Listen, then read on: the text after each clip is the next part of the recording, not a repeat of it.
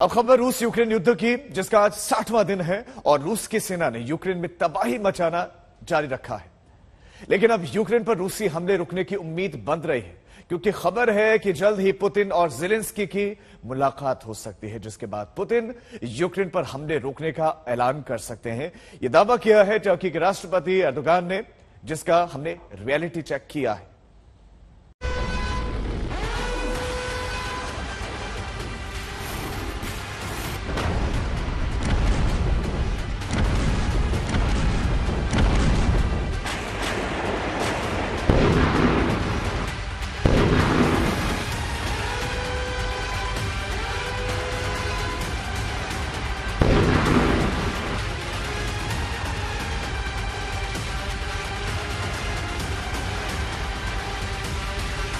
साठ दिन होने को आए, लेकिन यूक्रेन और रूस का युद्ध लगातार जारी है।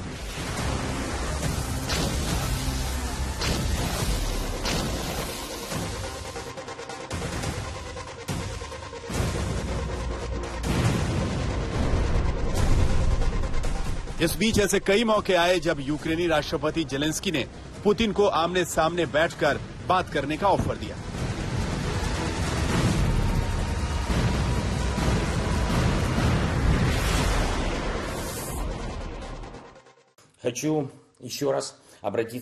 मैं रूस के राष्ट्रपति को फिर से संबोधित करना चाहूंगा। यूक्रेन में अभी लड़ाई जारी है। आइए बात करते हैं ताकि लोगों को मरने से रोका जा सके। जेलेंस्की के ऑफर को पुतिन ने हर बार ठुकरा दिया, लेकिन अब उम्मीद की एक किरण दिखाई दे रही है, क्योंकि पुतिन अब जेलेंस्की से मिलने को तैयार हो गए हैं।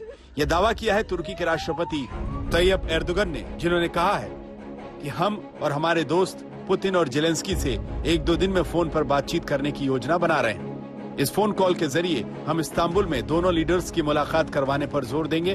दोनों देशों के राष्ट्राध्यक्ष जल्द मिलकर समस्या को सुलझाएंगे। अब पुतिन और जेलेंस्की की मुलाकात होगी या नहीं होगी, तो कब होगी ये कहना तो मुश्किल है, लेकिन जब भी होगी इस्तांबुल में ही होगी, क्योंकि दोनों देशों के प्रतिनिधिमंडल के बीच वैसे तो कई बार वार्ता हो चुकी है, लेकिन 29 मार्च को इस्तांबुल में हुई मुलाकात के बाद बात बनती दिखी थी।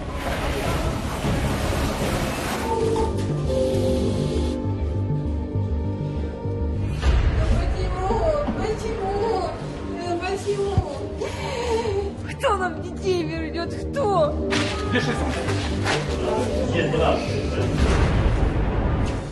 यूक्रेन ने रूस से कहा था कि अगर सुरक्षा गारंटी मिलती है तो यूक्रेन नाटो में शामिल नहीं होगा। यूक्रेन इस बात के लिए भी राजी हो गया था कि क्रीमिया के मसले को भी आपसी बातचीत से सुलझाया जाएगा, लेकिन यूक्रेन ने यह शर्त भी रखी थी कि रूस उनके यूरोपियन यूनियन में शामिल होने का विरोध नहीं करेगा। हालांकि उस वक्त रूस ने ना तो यूक्रेन के प्रस्तावों पर कोई जवाब दिया था और ना ही यूक्रेन पर हमलों में कोई नरमी दिखाई, लेकिन अब माहौल बदल रहा है। टर्की के राष्ट्रपति का दावा है कि युद्ध कुछ दिनों में रुक सकता है और पुतिन जेलेंस्की की मुलाकात हो सकती है। 29 मार्च को दोनों देशों के प्रतिनिधिमंडल ने टर्की में मुलाकात की थी। क्या उसके नतीजे अब सामने आ रहे हैं? तो क्या वाकई पुतिन के तेवर अब नरम पड़ने लगे हैं और रूस जल्द ही यूक्रेन में हमलों को विराम दे सकता है?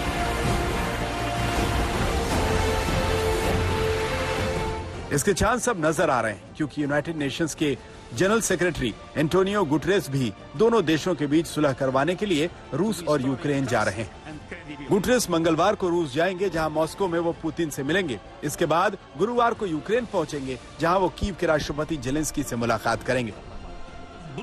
गुटेरेस ने इसी हफ्ते रूस और यूक्रेन को लेटर लिखा था। उन्होंने युद्ध को जल्द से जल्द रोकने की अपील की थी। कल शाम को रूस और यूक्रेन के स्थायी प्रतिनिधियों को अलग अलग लेटर दिए गए। इन लेटर्स में राष्ट्रपति पुतिन को मॉस्को में यूएन चीफ को रिसीव करने और राष्ट्रपति जेलेंस्की को कीव में रिसीव करने की रिक्वेस्ट दी गई। यूएन चीफ ने कहा है कि वो यूक्रेन में शांति कायम करने के लिए जरूरी कदमों के बारे में बात करना चाहते हैं।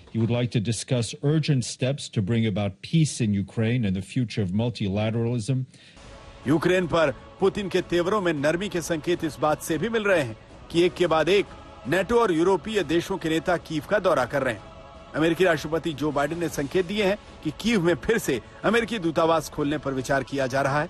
ब्रिटेन के प्रधानमंत्री बोरिस जॉनसन ने भी कीव में बंद किए गए दूतावास को दोबारा खोलने की घोषणा की है। इसके अलावा संयुक्त राष्ट्र ने भी कीव में अपना दफ्तर दोबारा से खोल दिया है, जो युद्ध की वजह से बंद कर दिया गया था।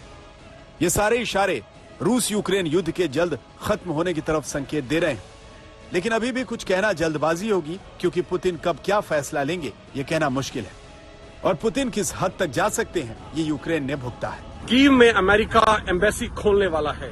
ब्रिटेन के प्रधानमंत्री जॉनसन भी ये ऐलान कर चुके हैं।